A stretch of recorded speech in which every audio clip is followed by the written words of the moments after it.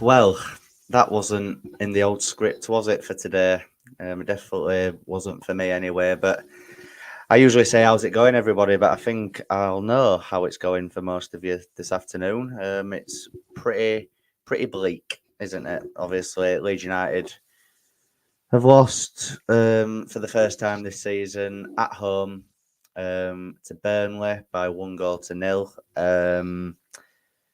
As you can see in the background, not good enough, in my opinion, today. But I'm sure that myself and Owen will get into it in just a second. But if you wouldn't mind, guys, I know it's not great circumstances, but if you wouldn't mind smashing a like, that would be very much appreciated. Please subscribe to the channel if you're brand new.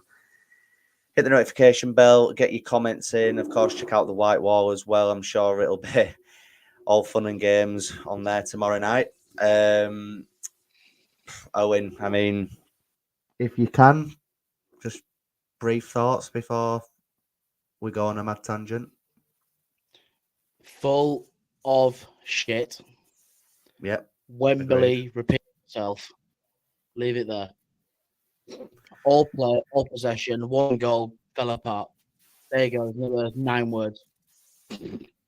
Yeah, and I'll be honest, I don't think I could have said that any better.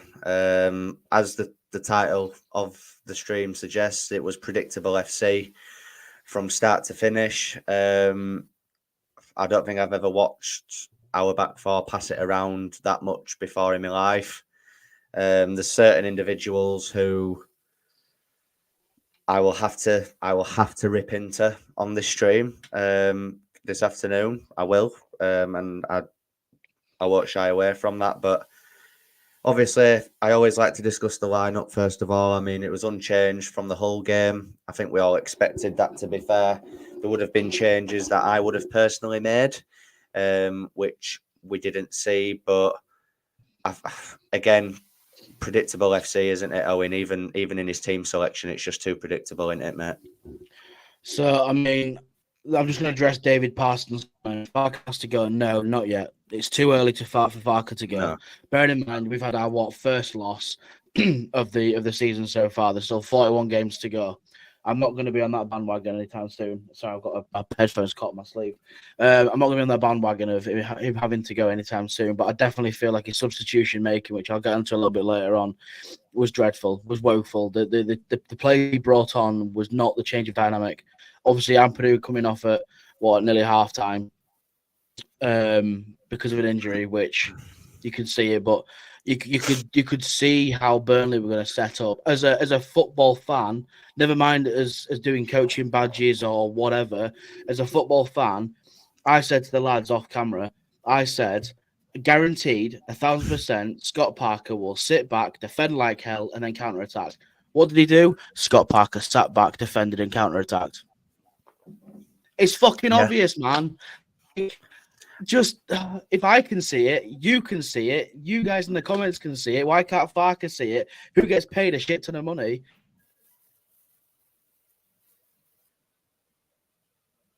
We've lost, but understandably, it was awful. Yeah. Yeah, I mean, again, I echo all of that. Like Jay said here, too slow, too passive, no X factor in the final third, didn't create enough. And when we did, we didn't take the chances. I mean, I think it summed it up really in the first, 90 seconds of the game. We went from Illan Melier passing the ball straight out of touch, probably the first touch of the ball we got, passes it straight out of touch for a Burnley throw. And then we see Mateo Joseph brilliantly in terms of, the drive that he had to win the ball back off the centre half. But maybe did that chance fall to him too early? Because it was the longer he kept hold of the ball, the more confident I was that he was going to miss. The longer he had hold of the ball, he ran it and ran it and ran it. I would have personally tried to dink it over the keeper. It wasn't the fact that he missed it for me. It was just how wide of the mark he put it.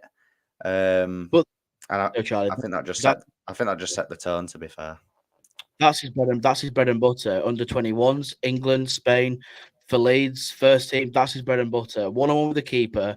You would have your kitchen sink, your dog, your nan, everything you can think of on Matthias Joseph, putting that away. I literally had a flashback of seeing Patrick Bamford 1-on-1 with the goalkeeper. I'm not going to criticize him. He's only a young lad. You know what I mean? Everyone makes mistakes. Yeah. But that key moment it's important. That is his forte. It's what he gets paid to do. He's a striker. He puts that ball in the back of the net. You know what I mean? And I have seen a few idiots online like having a go at Joseph, saying he isn't all that and everything. And I just think, come on, it's one game. He has had a good start to the season. I just think today just wasn't the day for a few players. In all honesty, and again, I really need to get into a few individuals soon. But I in terms of Burnley, I didn't expect Burnley to come and approach the game in that way. I thought they would come to really try and get at Leeds United. And I thought that would have maybe played to our advantage. But as you've correctly said, mate, I think it was a case of they were hoping to maybe nick a goal and then just sit back. And that is exactly what they did. They were comfortable to let Leeds United have the ball because they knew that as the game went on, they'll have known even more, that yes, we had all of the ball, but we were doing, I'll just say it, we were doing fuck all with it. It was just passing it around the back, into Gruev and Ampadu, then back, out to Bogle, then back to Rodon, and it was just rinse and repeat throughout the whole game. And by the time the ball did make it over to a Nonto or to a Solomon, they'd already been closed down by about 2 or 3 players. And it just didn't make it. Yeah, there was no urgency. It wasn't quick enough, especially at 1-0. There was just the lack of urgency. It stunned me to say that we were losing at home at Ellen Road. You know, fair enough if it had been at Turf Moor, I guess, but you know, you're at Ellen Road in front of your own fans. No impetus whatsoever to get forward. It was so frustrating to watch in the ground, but I'm sure it was even worse to watch it from where everybody else was. But I was just, it felt like just watching the back end of last season just play out in one game, mate, didn't it? The annoying thing is, obviously, I've got a good mate of mine who's a Burnley fan who, obviously, he did go to the game today. I've been voice noting him.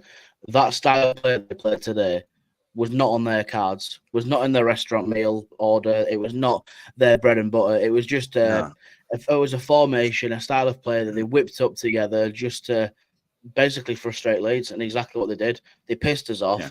They couldn't do anything about it. They slowed the play down. I mean, even like Hannibal, when he was walking around the side of the pitch, you know, basically giving us what for.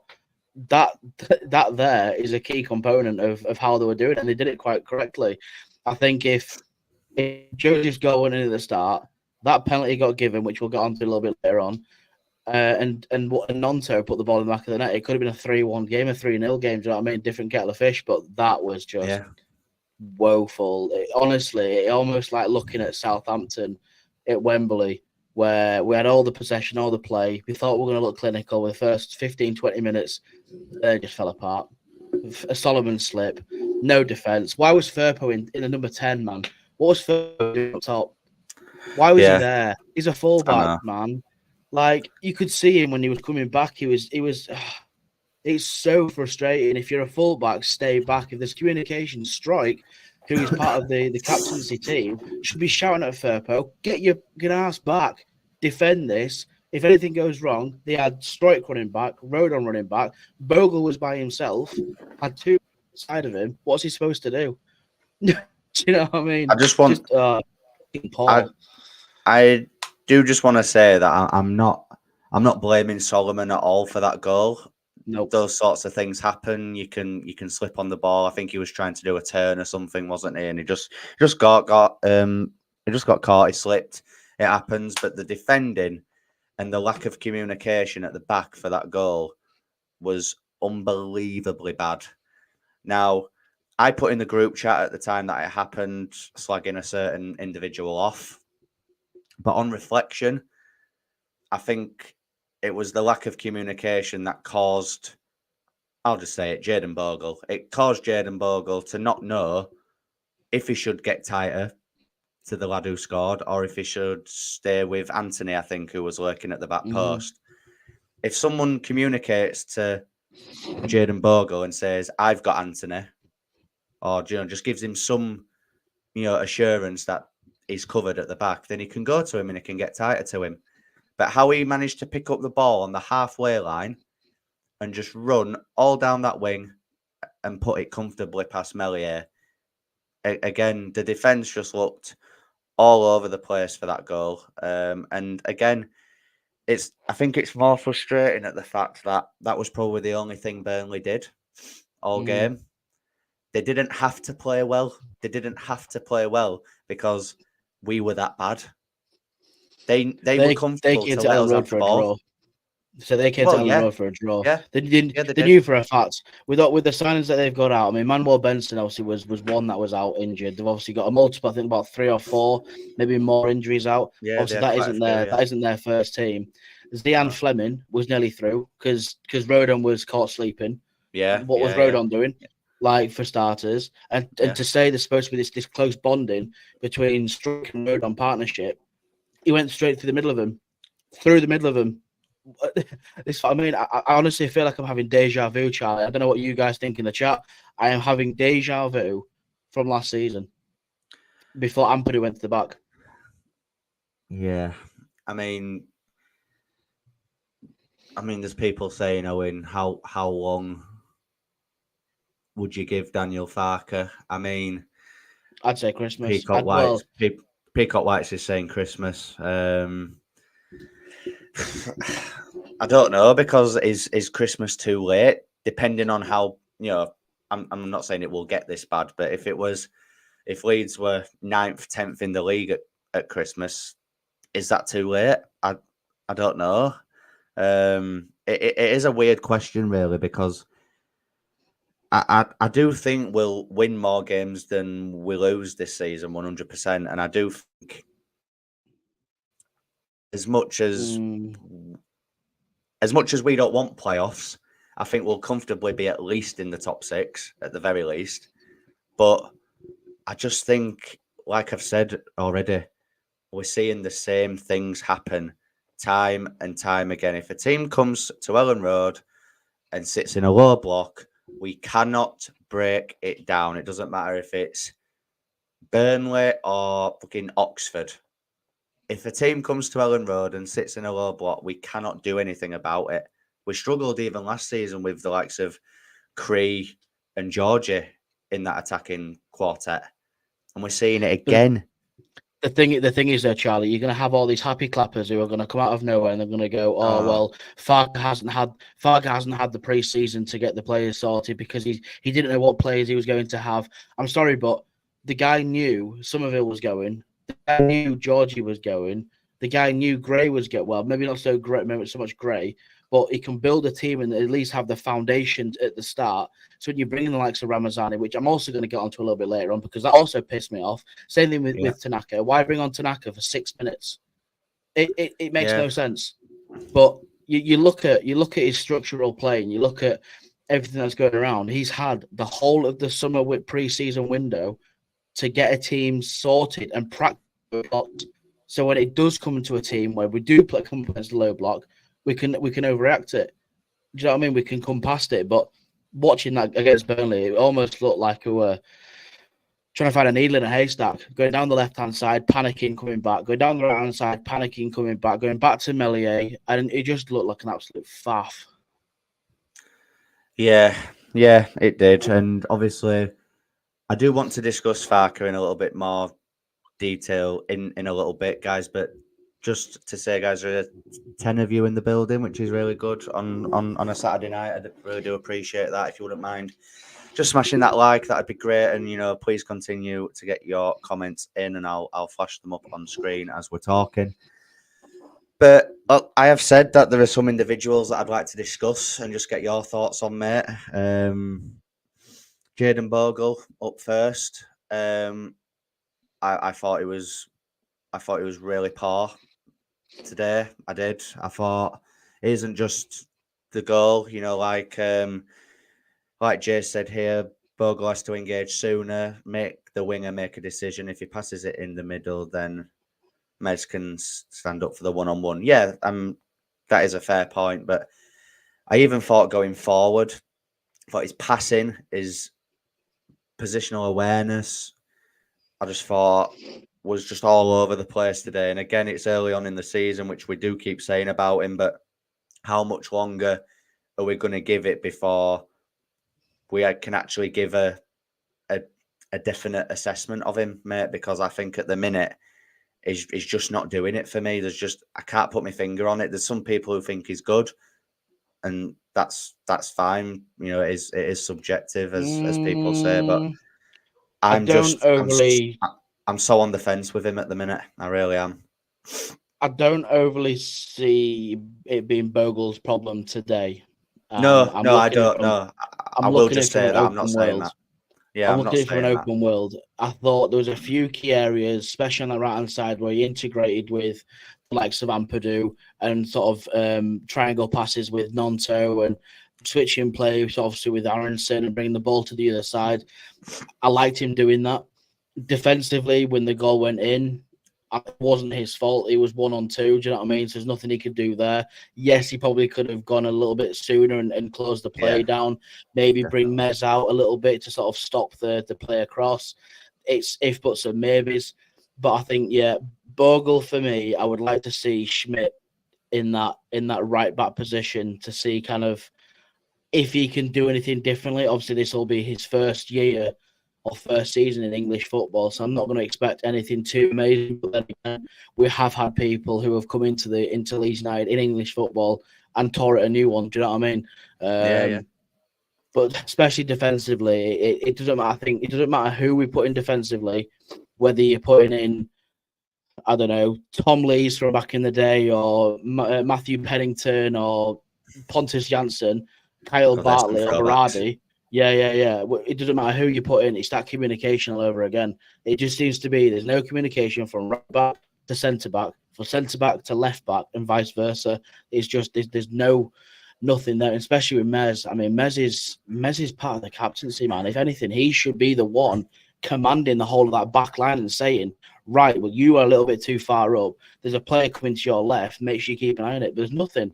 You watch him and he's sort of stood there with his sort of arms, either arms folded or sort of doing pirouettes. I'm thinking, Meslier, what are you doing? In terms of today, mate, as a one-off isolated game, what did you make of Meslier today?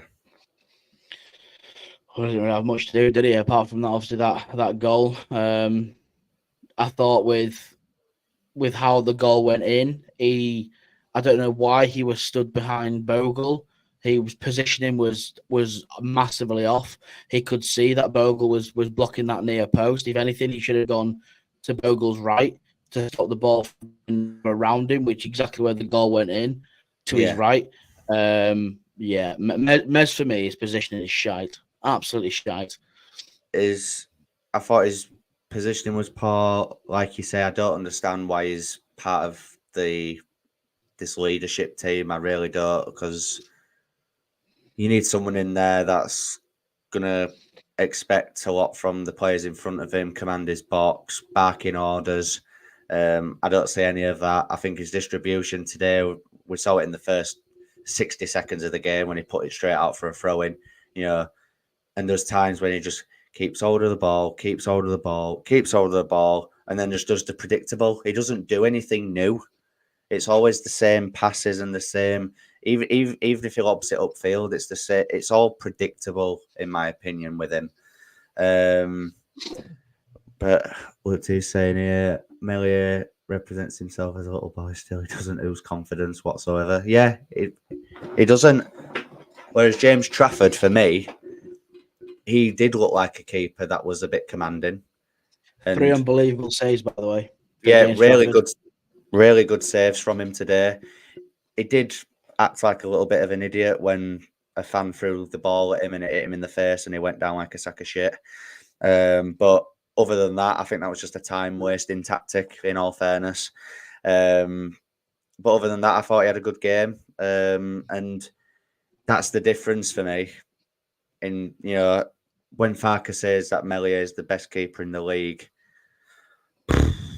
I mean, I have no words. The bottom line is, I've just seen someone like Peacock White says it looked like we had no game plan. No, we do have a game plan, and he did the same fucking game plan again, like he did last season. He'll do it. I don't want him to ever repeat it ever again. He brought on all the attackers and threw the kitchen sink at it. Doesn't work. Does not fucking work. Stop doing it. It basically just threw a load of shit at the wall and just hoped to God that it stuck, and it just didn't. Ramazani is Somerville's replacement. Why is not getting played? Why is not getting played? Yeah. Ayo Tanaka should be getting played in that midfield. Joe Rothwell, why is Perot? Why the hell did he come off? He didn't create anything apart from getting a ball from the byline and shooting it at the side of the netting. What's that? Speaking of the midfield, because the last individual that I wanted to discuss is Ilya Gruev. Now, people who watch me regularly and who probably watch me on the white wall as well will probably think that I have an agenda against Ilya Gruev. I can assure you I don't. I think he's an okay footballer. But when playing with Ampadu, there is zero balance in the midfield because they both do the exact same job. They both like to sit. They both prefer to sit, rather than go forward. And like you've correctly said, whether it's Tanaka or even Joe Rothwell, I'm not even bothered who it is out of the two, but somebody out of them two needs to come in for Gruev for me. He's not going to drop Ampadu because he's captain, and I don't think he should be dropped anyway. But Gruev, help me out, Owen, but I do not see what this guy brings to the team. It's just in general. I mean, I thought the whole dynamic of style. I mean, I think we've all by now listened to the Angus Kinnear podcast at the Square Ball, and we've all made it very. He made it very. He wants more creativity and more goals from the midfield than we did last season. So we brought in midfielders, then fucking utilised them. Stop playing down the wings. It bugs my piss. Every time today was down the left-hand side, Aronson, Firpo flicking a switch, Donto in the middle, flicking it over to Bogle on the right-hand side. And you're thinking, stop it. Stop. There's a midfield. Play through the middle. Burnley now, the Vicestas down to a P. All they have to do is offload either side of the wings, and that's it. Boom. We've stopped it. Do you know what I mean? I just don't understand how Farke, us two have said it. People in the chat are saying it. 30,000 at Ellen Road were probably saying it to each other as well. Like you say, Kinnear said on the Square Ball that he wants more goals from midfield. You then bring in players who play midfield that can give you goals or assists. Doesn't have to be goals, but just give you something going forward. And they're both sat warming up the bench. And you've got Gruev, who, apart from a free kick in the playoffs against Norwich, has offered nothing offensively for me. There's certain teams and certain games and certain types of game, let's say, where a Gruev is okay on the pitch. But in games like that today, when it just wasn't working, Burnley were, they were frustrating the living daylights out of us, weren't they, to be honest? And there was just no one in midfield that, and then you've got Aronson in the 10, who I don't want to go in on Brendan too much because I think he's had a good start to the season. But the three I would like to see in behind Joseph has got to be Solomon, Nonto, and Ramazani. We need to be seeing Nonto playing centrally for me. I don't know what you think on that, mate, but that's something I'd like to see. First time I'm ever going to say this, so make sure you clip this for the people in the chat. I love Aronson. I think this season he's been outstanding. He won obviously the goal of the month, which is quite rightly so. He's been doing amazing. Today, every player has an off day, right? Every player doesn't have to assist 4 goals every game and score 30 a game. He was off today. and you could see he was off. He was struggling on the left side, but at that point, you should have said at halftime, right, let's flick a switch. Let's either say, right, okay, we'll move Solomon to the right, bring Ramazani on and bring him to the left, or I don't know, Nonto to the left and bring on a Perot in the 10. I hate him, but we'll put him there.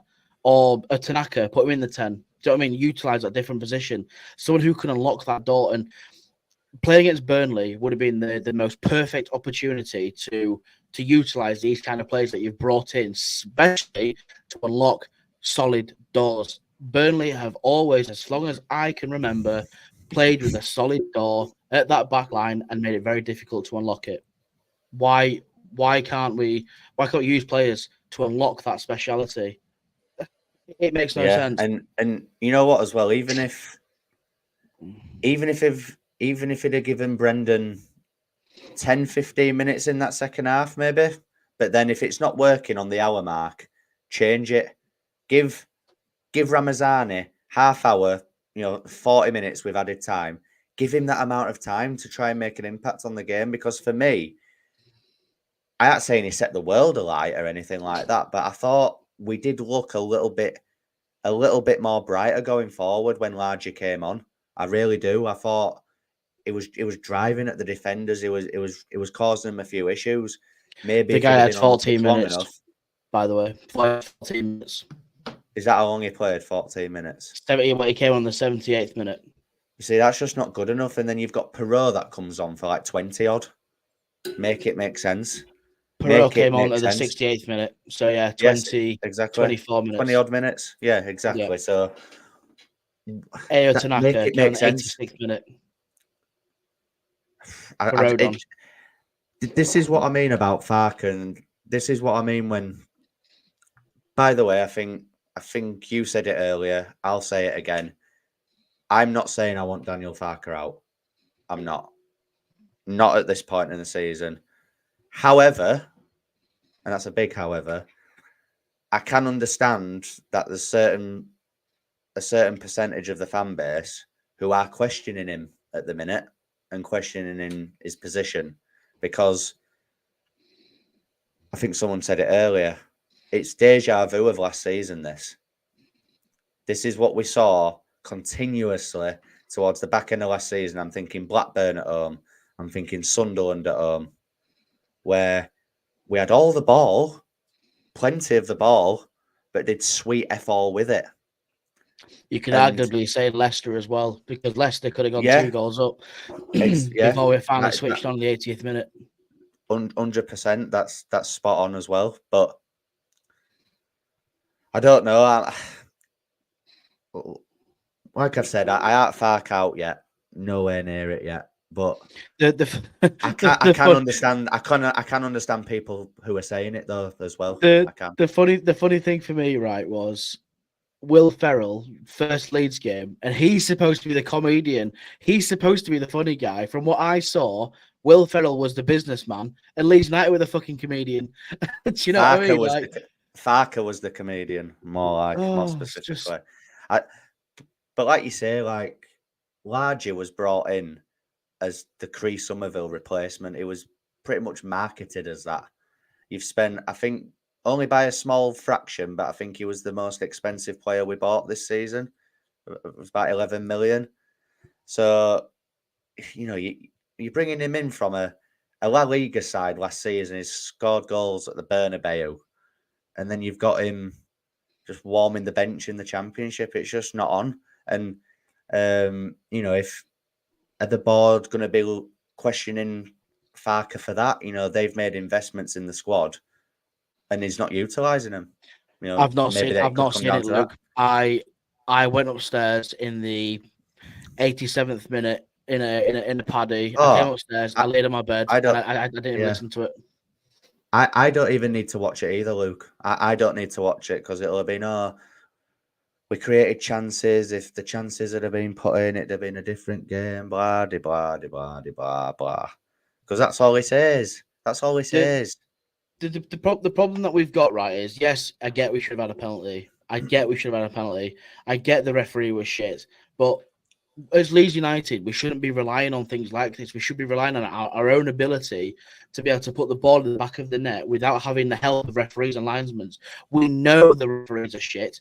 We know the league's going to fucking ruin us. We know that there's massive pressure on Leeds because we have to get promoted this season.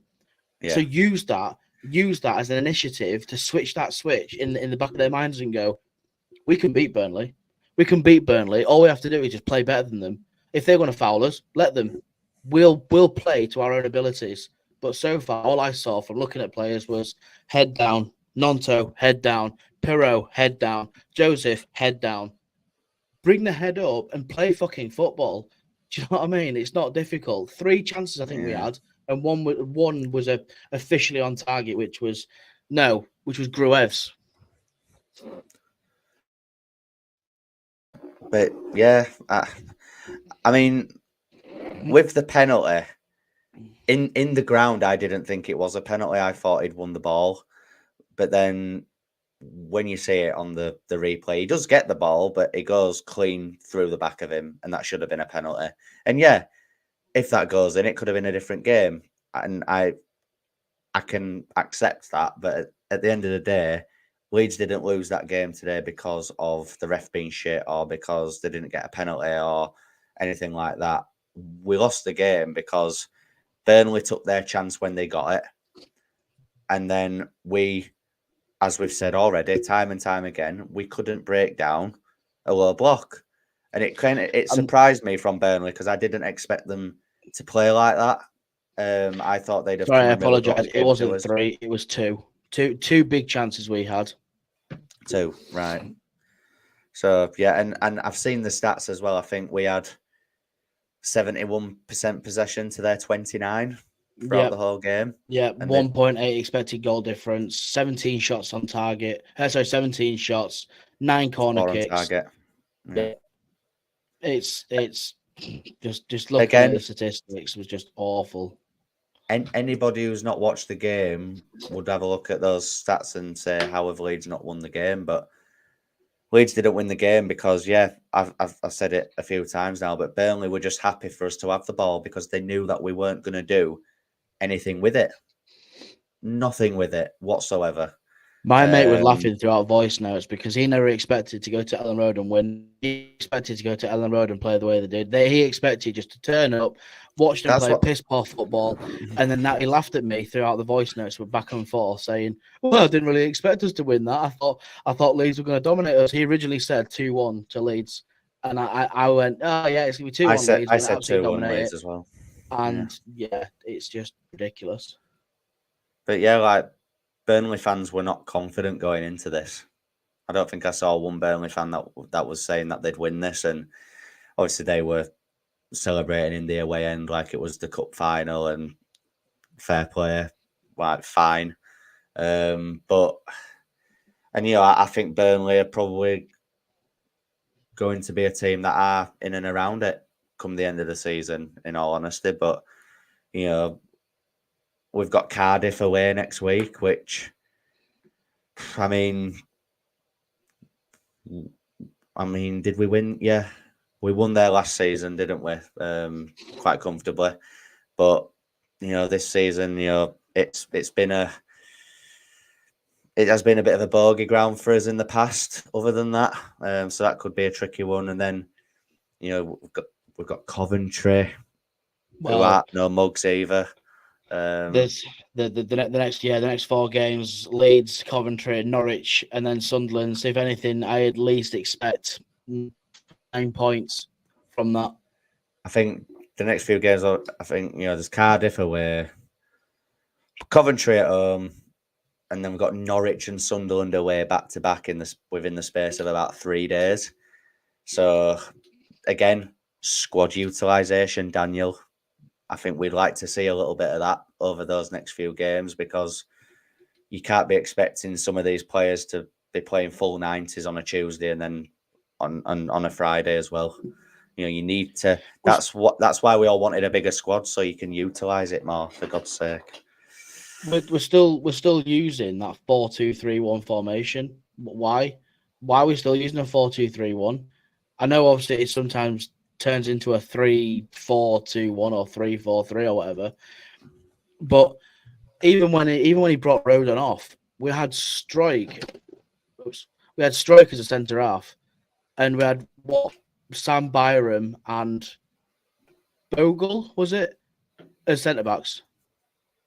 Well, yeah. I mean, he had Byram and Bogle on the same side. He had Gruev slot into centre back, and then just had all the attackers up top, which again is just throwing a load of shit to the wall and seeing if it sticks, and it just didn't stick at all. For me, Now, next game it needs to be consistent. We need consistency. I mean, we can't. Unfortunately, now because Windows, we got no one to replace Melier with, so he's going to be the golden boy. He's going to be in goal. But for me, I think Melier obviously in goal. I think the back four should be okay. So Firpo, Strike, Rodon, and Schmidt. I think Schmidt, the midfield should be consisting of like a Tanaka and Ampadu. And Ampadu, yeah. You've then got the likes of Ramazani, Nonto, and Solomon, and then I'd probably put like Joseph up top, maybe someone I don't know.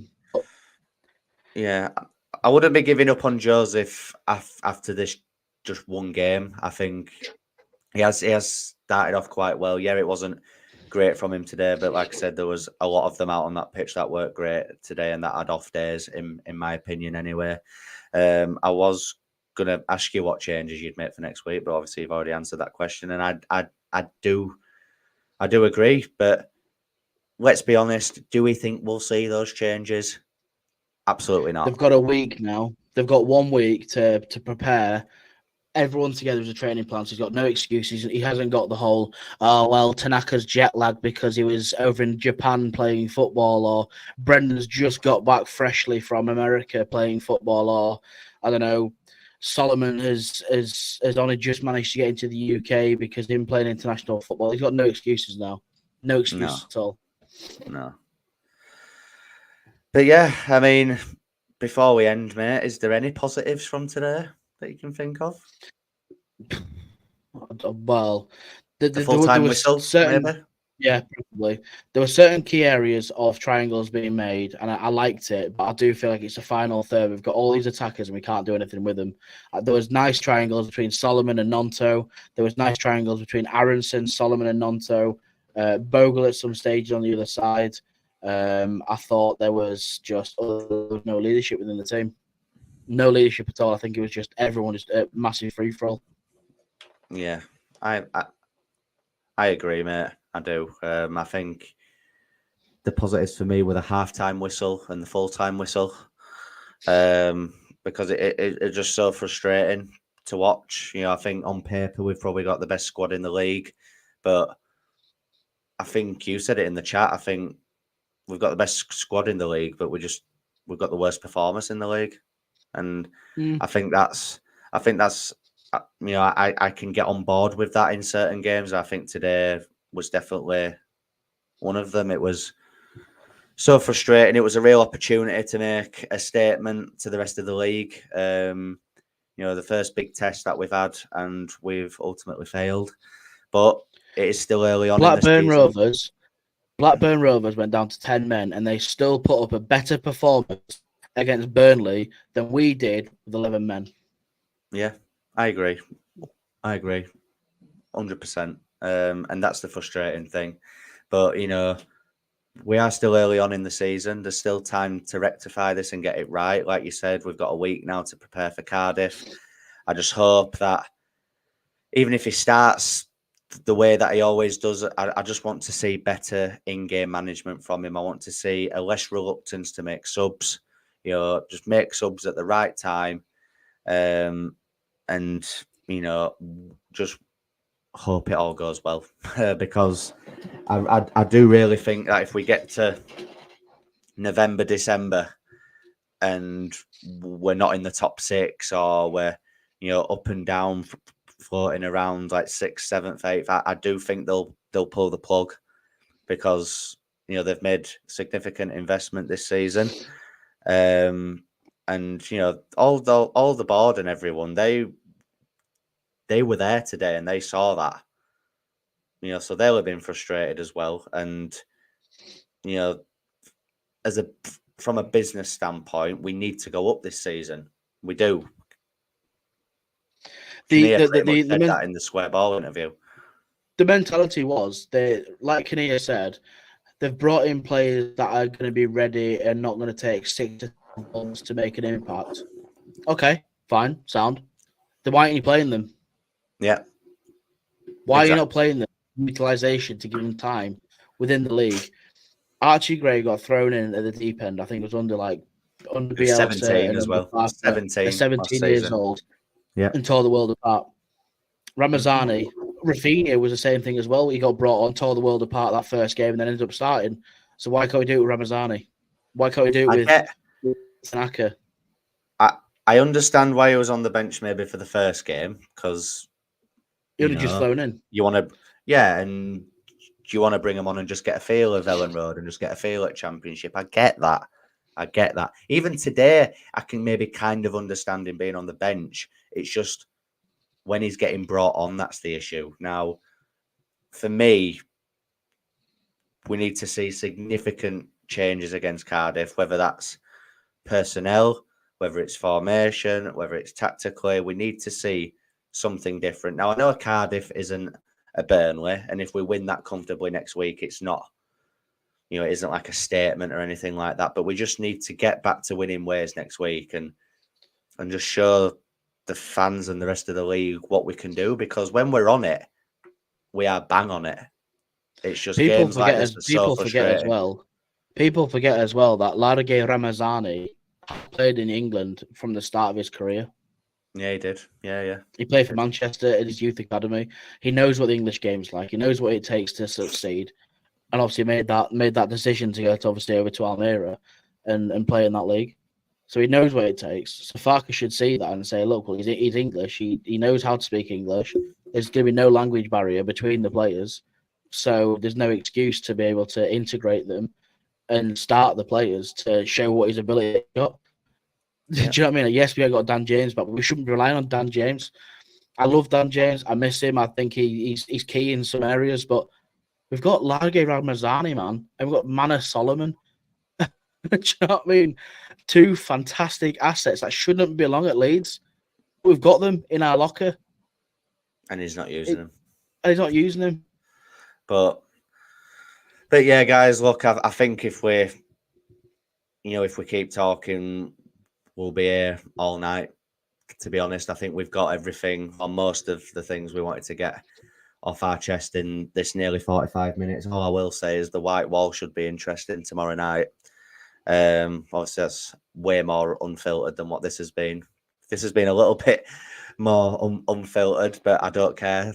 In all honesty, for today, I think it was needed to come on and just let it all out. And we can both try and enjoy the rest of our nights now, mate. But just before we end, guys, really do appreciate once again everybody that's dropped in and shared your thoughts on today's shit show of a performance. I really do appreciate all of the support. Please make sure that you're liking on the way out if you haven't already, and if you're watching it on the replay, get your comments in, notification bell, all that jazz. Big thank you to Owen for joining me once again. And yeah, we'll see you tomorrow night on the White Wall, guys. Go and check that channel out, and I'm sure we'll be saying all of the same shit once again tomorrow night with the lads. But yeah, enjoy the rest of your evening if you can, guys, and we'll see you in the next one. Cheers.